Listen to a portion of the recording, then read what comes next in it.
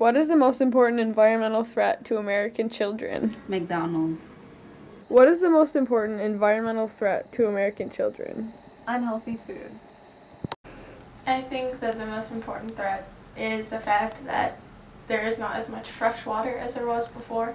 I would say increased emissions and just everything's becoming so, I don't know, so many cars, so many industrial factories, and radiation and stuff like that.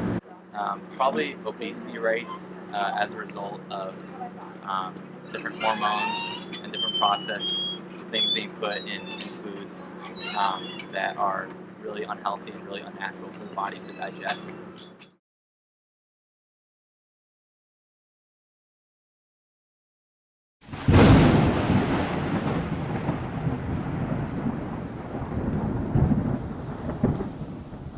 What if you were told that a deadly killer was on the loose?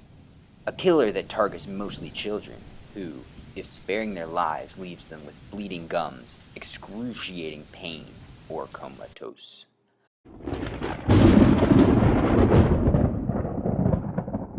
What if you were told that this killer hid in people's homes, unnoticeable to the casual observer, bit by bit drawing unsuspecting children into its trap?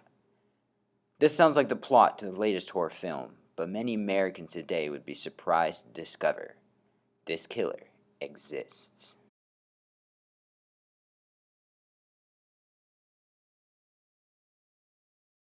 Lead was first recognized as a cause of death in the U.S. in 1914. However, the U.S. did not follow suit until 1978. Thus, any home built before 1978 has a high probability of containing lead paint. This amounts to about 24 million affected homes nationwide. Small children have the greatest risk for lead poisoning. Although the amount of children affected by lead poisoning has been significantly reduced due to recent efforts, there are still over 500,000 children with dangerous amounts of lead in their blood. In modern society, a significant way that children contract lead poisoning is from their own homes.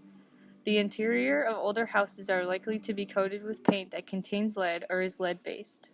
Paint chips that fall from the walls of these homes are very likely to be ingested by children.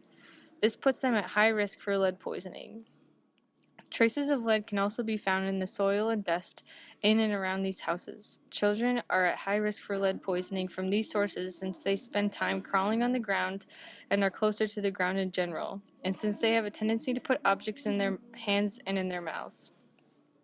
Lead is a metal that occurs naturally in the crust of the earth, but by increased human activity like mining, manufacturing, and burning fossil fuels, it has become more widespread and easier to come across in our everyday lives.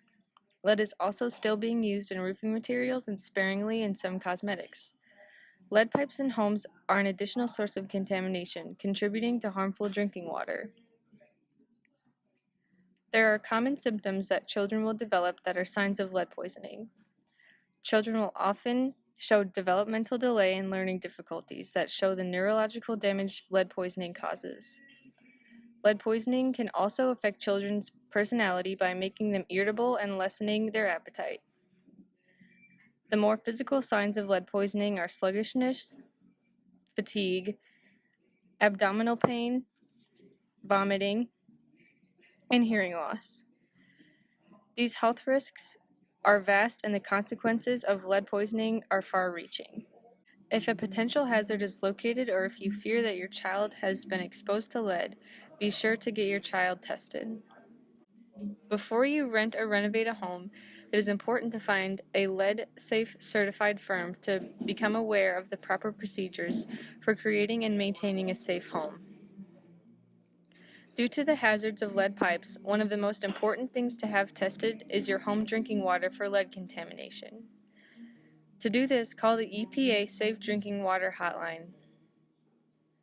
If you fear that your home is contaminated with lead paint and would like to learn more about how to make your home a lead-free environment for your children, go to www.epa.gov/lead for a list of lead-safe certified firms and ways to ensure a safe and lead-free home.